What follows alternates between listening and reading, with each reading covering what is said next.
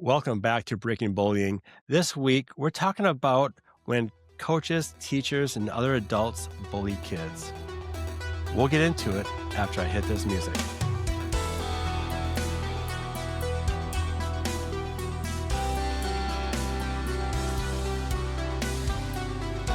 Joining me again is co-founder and executive director of the Bullying Recovery Resource Center, Dru Ahlborg. Dru, thank you so much for coming on today. Thanks for having me, Tim. It's so good to see you. Yes, it seems like it's been a while since we talked, but I'm glad to have you back on. Well, we talk via email sometimes, but yeah, it's been a while since you and I've had a conversation. So I'm really looking forward to this. Yes. So I'm subscribed to your emails from your nonprofit. And I think it was like early summer this past year, you had an interesting topic about when adults bully kids. And it was very interesting because I've never experienced that. Thank goodness. And as a person with your nonprofit, you work with families and kids. So you must have had something come through your doors at one time. How common is it when you hear adults like coaches, teachers, or any other adults? How common is this to happen to kids where the adults are bullying the kids? I don't know how common it is, but we've certainly helped more than a few families. We actually helped a group of families in one of the districts in Colorado where there was systemic coach bullying going on in several high schools with several female sports, track, basketball, poms, dance. And I just thought it was so bizarre because it was at several of the schools and it was accepted behavior in this district that they could do these horrible things to these girls, including slut shaming and pulling them by their ponytails and commenting on how they looked and things like that. And it was incredibly detrimental. Commenting on how they look. I have friends in dance, runs dance schools, and I hear like ballet or any other type of dance can be really brutal for young Yeah. girls.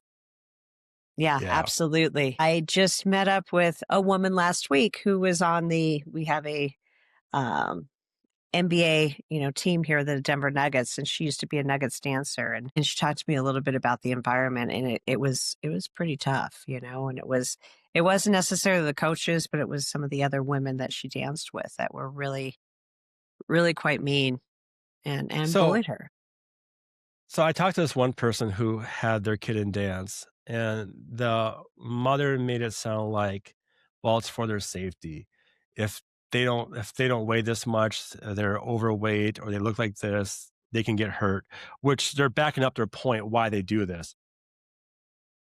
Which I see their point, especially in ballet, you got to do some crazy standing on your toes. But is there a better way to approach kids saying, hey, you're too fat, you can't be doing this? There's I would hope obviously, so. I don't teach dance, but like for martial arts, I don't coach kids in ballet. So weight's not an issue when I'm teaching martial arts for safety.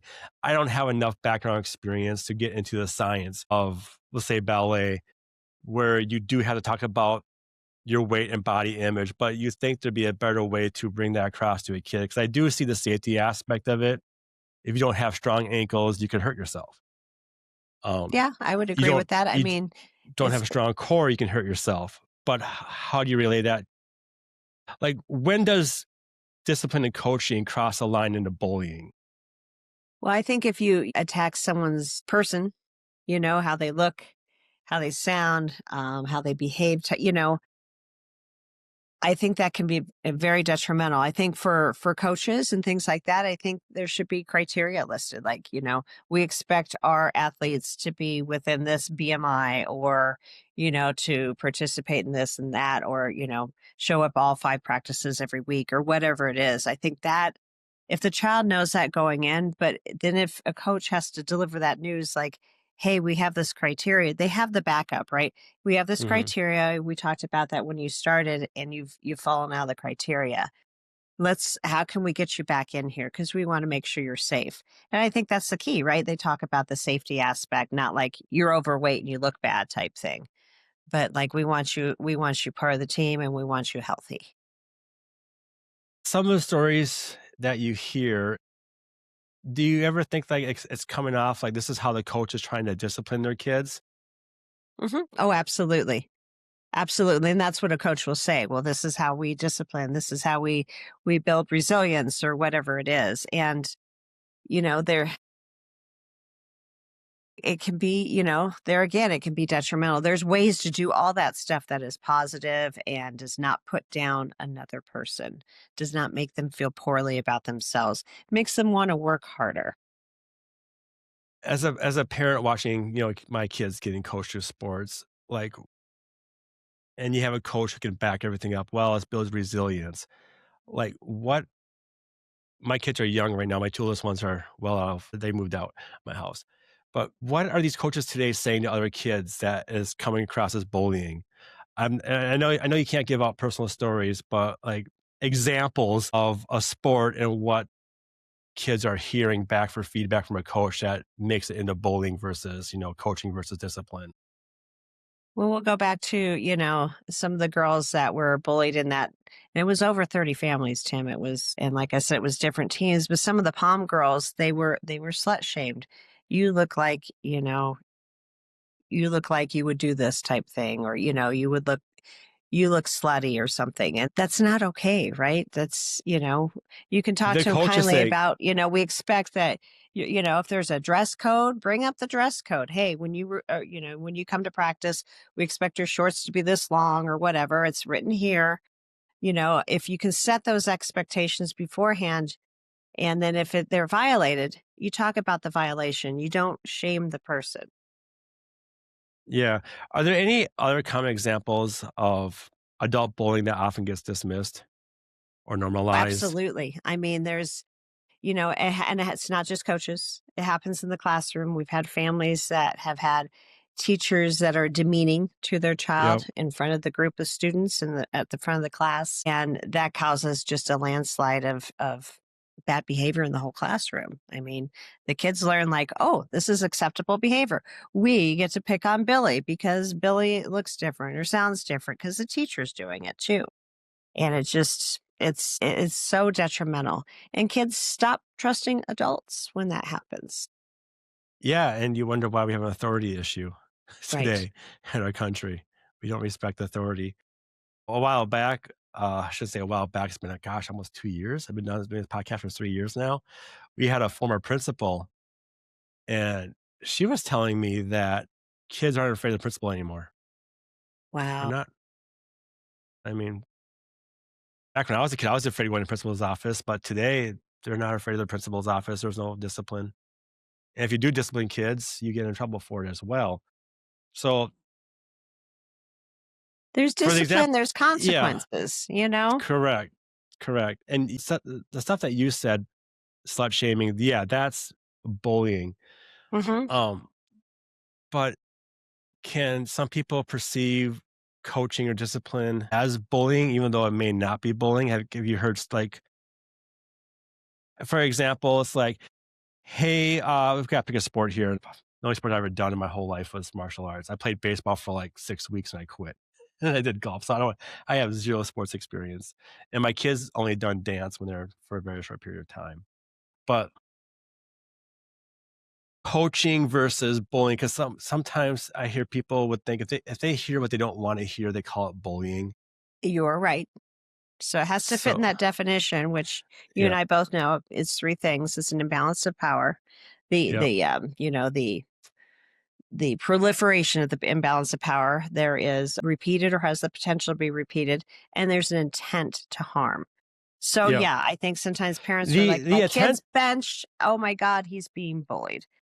Maybe yeah, not, right? Maybe the he's not in game ready shape today to play, you know? yes. So the power imbalance, I mean, you're the coach. You already got that's the Right. So that's you're there, always right? going to have that. That's already there. Yes.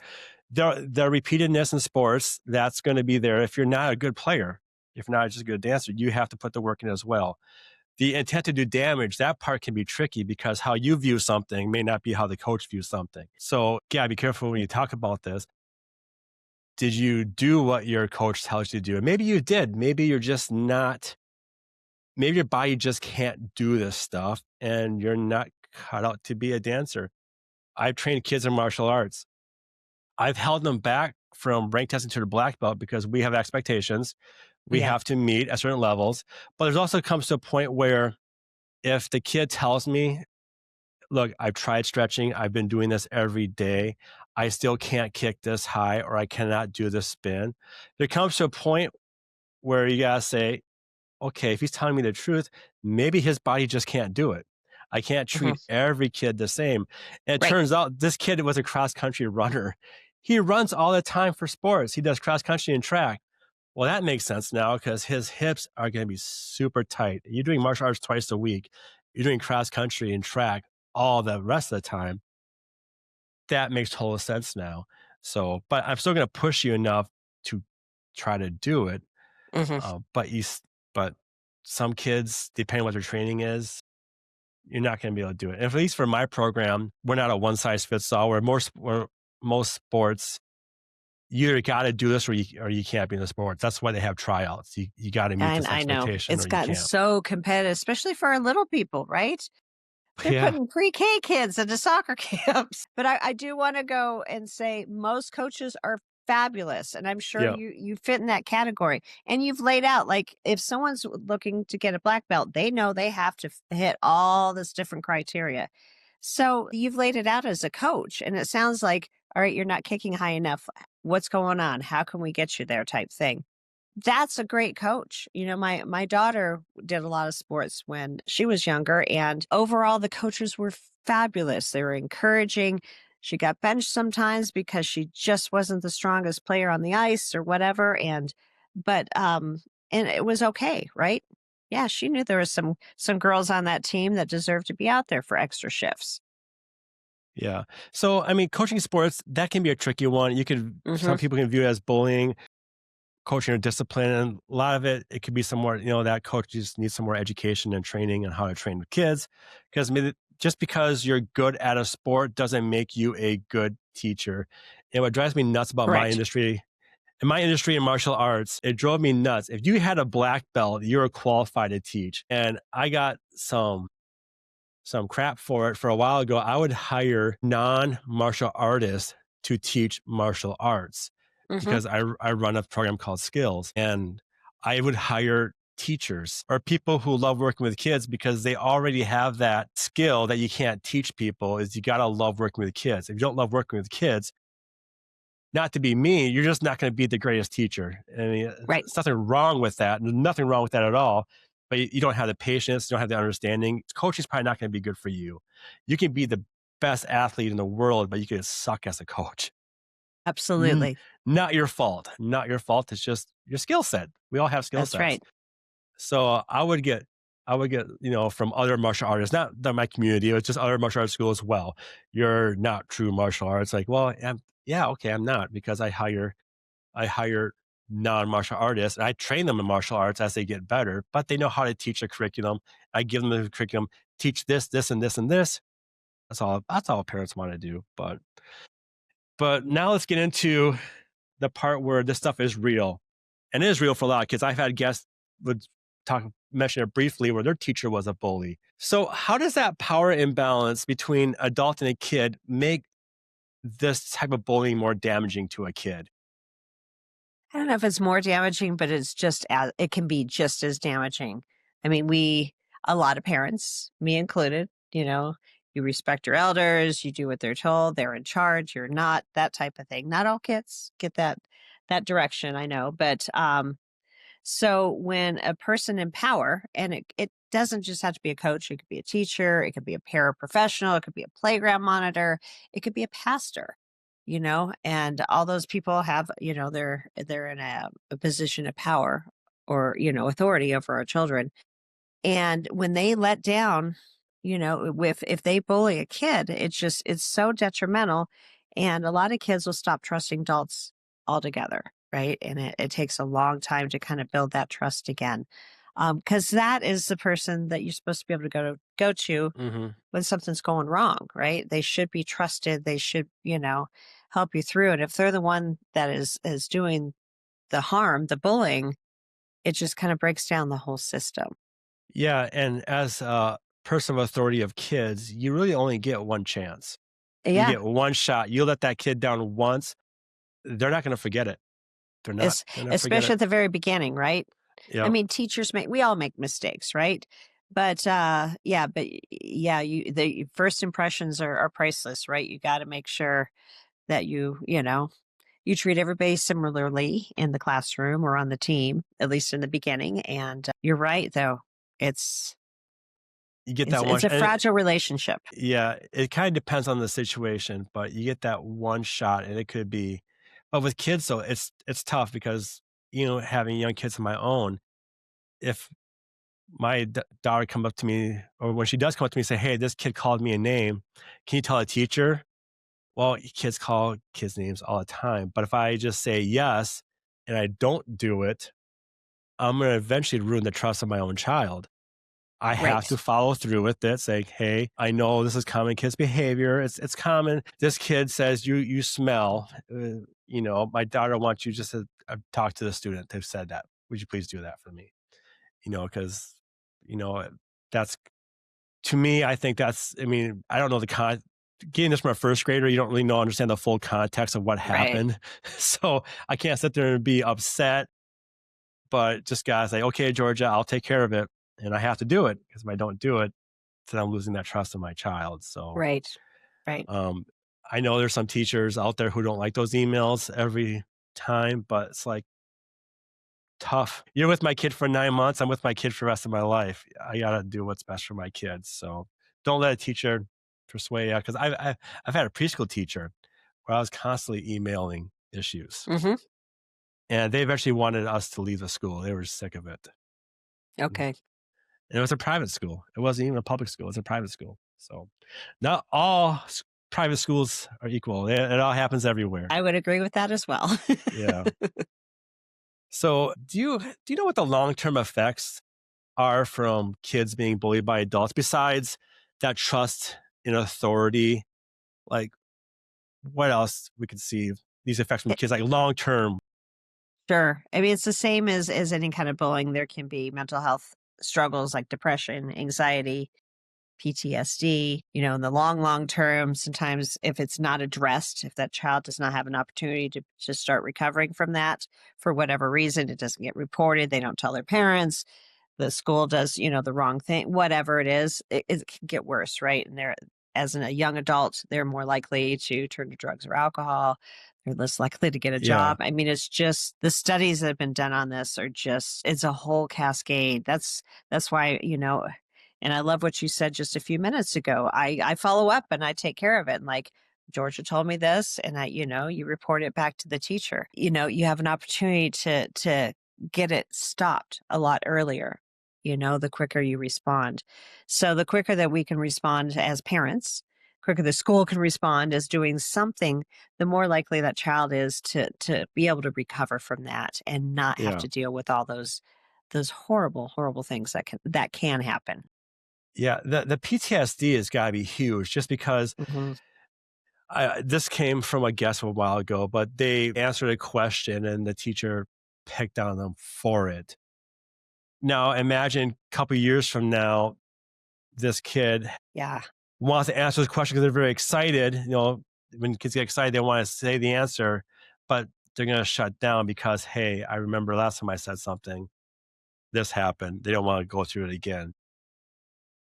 I feel But like, they become adults too, and they're sitting in yeah, a meeting with all their peers, and they might have the solution or the greatest idea, but they won't say it because yeah, that's right, that PTSD, like, oh, I'm going to get shut down. I'm going to get humiliated again. I'm not doing that. yeah, Yeah. yeah. As a teacher myself, I work with kids and I like to joke around and have fun with the students, but there's a line. And I think, honestly, I think some teachers, they can, but I'm going to say teachers because I teach, I'm not a school teacher. I teach kids martial arts. Right. I can feel that sometimes maybe a kid will take that the wrong way. So you gotta be very careful on what you say. Usually my joking around is when a kid gives me an answer, I'm testing their confidence. I go, are you sure about that? Like for instance, what color are the mats? They're blue. I mean, you can look at they're blue. I'm like, are you sure they're blue? Why do you think they're blue? It teaches kids how to speak up. It's an easy way to teach kids how to speak up for themselves. But you never know. Maybe some kid might be offended by that. And I have to know that kid before I can make those jokes, Yeah. appropriately as well. So, And if you make but the joke and you understand that like you've offended in some way, you take care of it immediately. Hey man, I was just messing around with you. I'm sorry. Of course they're blue. that's, that's in today's society, that's a hard part. You can't joke with anybody anymore without offending somebody. You used to be able just to have fun, crack jokes, and you can't do that anymore. You get offended, it can ruin your reputation over a stupid joke. It doesn't have to be about politics, it can be about anything.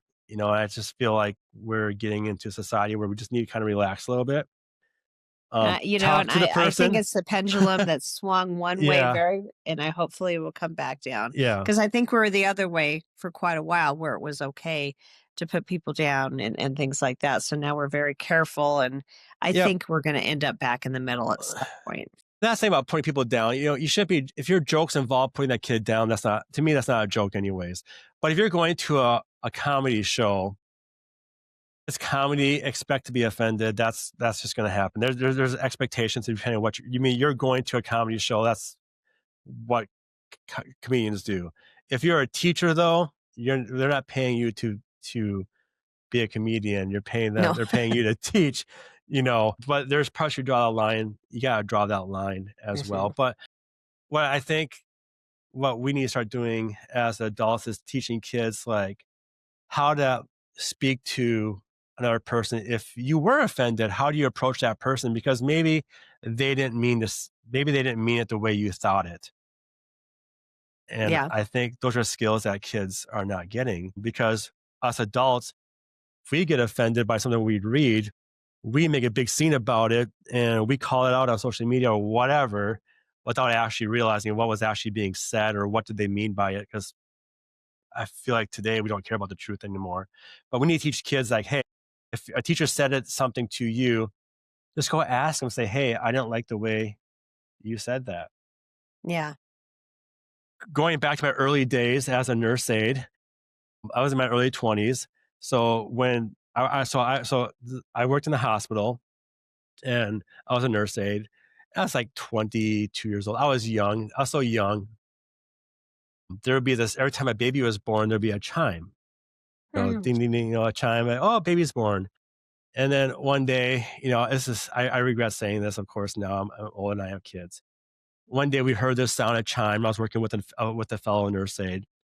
And then this other tone came off. And I go, oh, the baby died. And it was, to me, I was just being like, oh, I was being jokeful, having fun. But I really I upset that lady. Now, Mhm. today, that was upset me now. I'm like, that's a horrible joke. And it was a horrible joke. But instead of her attacking me, she actually came up to me, had the conversation. And I, like, oh, you're right. That was a stupid joke. I don't know why I said that. Mhm. But we need kids to start doing more of this. Yeah. And It's maybe advocacy, right? we won't Self-advocating. have, yeah. And maybe we won't have these reports of bullying, but I do understand that there are times where adults are really bullying kids, the slut shaming. And I don't think it's like a huge thing, but it happens, right? Yeah. I think especially teachers, most teachers and probably and coaches too, that go into that profession do it because they love kids, if they're teaching kids, and they love what they're teaching, either, academically or physically. So I think it's not a huge problem and it still happens, right? It is a problem. It's just, I don't think it's, I just I want to say that I think most people that go in those professions, they do it for a reason because Hmm. they do have a passion and they communicate well with children and things like that. So Yeah. So what happens to these teachers or coaches when it's true bullying? Like they target this person, um, they call them sluts, mhm, whatever. mhm. And what does this like what's the school responsibility first? And then what's the repercussion for these coaches that actually do this? Because I'm not going to say it doesn't ever happen. I mean, obviously it happens. It happens. Yeah. What happens to these people that do they stay coaching? Do they get kicked off? Do you know what happens to these people afterwards? It depends. So I can tell you, that the systemic problem we had, so what we did is went with a group of 30 parents of these young ladies and addressed the school board. And they really weren't willing to do much about anything else. And I don't want to get into all the details, but someone Yeah. filed with the Office of Civil Rights and they got some movement there. But the same thing in the same district happened the year prior, where a football coach at one of the high schools was accused of bullying and they fired him. That's, that's probably the best solution, right? Yeah.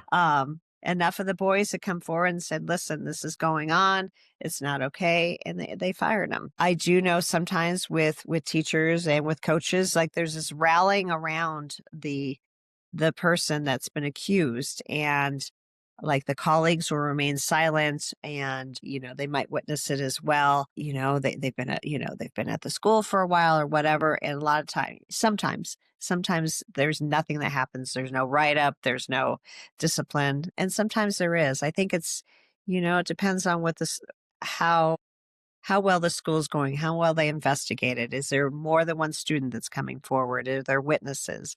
It's a whole ball of wax. And it brings us back to, like, it has to be investigated, right? If a child Yeah. reports bullying or an adult reports bullying for their child, it should be investigated. If you're a football coach getting accused of bullying, you must have done something pretty bad because football coaches, to me, that sounds like one of the toughest. You got to be, not to say stern with kids, but there's also a level of safety involved. Right. Sometimes kids just need to hear things directly. Not to put this nicely, but you need to hit the weights because if you take too many more hits of that, you're going to hurt your back. You're going to hurt something else. You got to take care of your body or you're not going out there. So I don't know what that coach would said beyond that, But I but think that's great what you just said. These are the expectations. You don't meet the yeah, expectations, you're sitting on the bench. yeah. But for a football coach to get accused of bullying, though, it's like Yeah. it must have been I something don't know the deeper details on beyond, that one. yeah, but something must be deeper going on than just your normal. That applies to the game. It has to at least apply to the game here. Do you have any ideas how? I know it's kind of going off on schools and teachers and just parents can bully kids, but since a lot of the stuff from what I hear from a few people, and I read your article, a lot of bullying that I hear comes from like the teachers from schools. Any ideas that you have for schools that they could put into place to bring awareness on how to talk to kids? Well, I think all teachers need to be trained in what bullying is, what it isn't, how to recognize it, how to intervene, and that's more like, if they see bullying. But I think that helps too if they understand what it is, how detrimental it is. But, if it goes back to the investigation too, if an administrator gets reported to that there's, a teacher has been accused of bullying, they need to investigate. Maybe they put Hmm. someone in the classroom. Maybe they talk to some of the other kids in the classroom. They need to look into it. They need to take it seriously. The education is right. You said that right because I just remember a while back reading into a Facebook group. A parent asked how much bullying is too much bullying, and this one parent goes, "Well, I think a little bit's good for kids to get bullied. They need to learn coping skills and resilience." I'm like, I didn't want to respond. First, one is my wife's account, but I was like, I think you're getting confused with conflict versus bullying. I That's why I agree. love that Mhm. conflict will teach kids coping skills, will teach them resilience. Bullying is not going to teach your kids that. Right. Um, Bullying you is have to, it's an inbound. It's an you're getting it intent to confused. harm. Yes, you're getting it confused, and I think people still today still confuse conflict and bullying. Absolutely. That's something I talk about all the time. And our friend Barbara, so I love what she says about conflict. It's normal, it's natural, and Yeah. it's necessary, right? We all go through conflict. And, as adults, I think you and I probably do a decent job at navigating it, right? Because we've been doing this on the planet for a while. But our kids, they get to learn from that too. So if they have conflict, kid A likes this, kid B likes this, and maybe they're really mad that they don't like the same thing. Conflict could be very heated. It can look Yep. like bullying, but they're not trying to harm each other. They're just trying to be No. right. See, and And and with that's a trusting adult coming in and yep, working through that with them, that's where the magic happens. yep. See, that's where you put the 2 kids together in a room and have them dish all those conversations with an adult. Not when I just had this kid attack me, assault me. Now we're gonna put him in a room. No, that's backwards. So I No, think that's horrible. what we're missing for education wise is that conflict versus bullying. Where I think if teachers would know that, parents would know what the difference is, it would make a huge difference. Yeah, I agree. I agree. Yeah. That's something I do parenting classes, and that's like one of the first things that we talk about. We hit it pretty hard for a while because and always the parents are like, oh my gosh, now I understand. So if my child comes home and says, yeah, I'm being bullied, well, let's look at this, and if it fits those three criteria, if it doesn't, then like, all right, that's conflict. Let's talk about how you can walk through that. And, Yeah. do you want to role play or whatever? Yeah. But I was shocked that a parent even thought that a little bit of bullying is okay. Yeah. I'm like, wait till you get true bullying on your kid. You Hmm. tell me when it's okay. Right. No, you're getting confused with conflict. Conflict. Yeah, it's something that we think is simple to understand, but it's not. It's not. Right. It's No, I hard. mean, there's still some of that boys will be boys mentality, and mean girls is an acceptable thing. And, it isn't. It isn't. Yeah.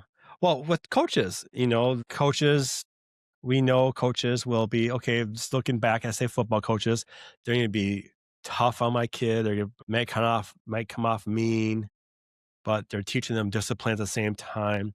But when is that point where it goes a little bit too far? There's a Right. point like the pom pom. There's point where it went too far. Right. You don't call somebody the S word. Right. You know, Right. you don't do You that, know. especially to a teenage girl. And in front of other folks too. I mean, they did it in Yeah, front of their peers. It was humiliating. yeah. Drew, any final advice for parents, coaches, and teachers who work with kids who want to encourage them to be their best, but yet they still need to, they got to be the parent or the coach. They got to do some discipline for some kids who may need it. Any advice for those people to help better approach those kids who they truly want to help, but they don't want to come off as bullying that kid? They don't want to bully them, period. I mean, Yeah. But they and don't it's want to kind come of off that they want to it right. doesn't want to be perceived that way. The Right. kid could take it the wrong way as well. That's right. That's right. So it's kind of a different answer for the coaches and teachers versus the parents. So, with coaches and teachers, I think, going back to what is bullying and things like that.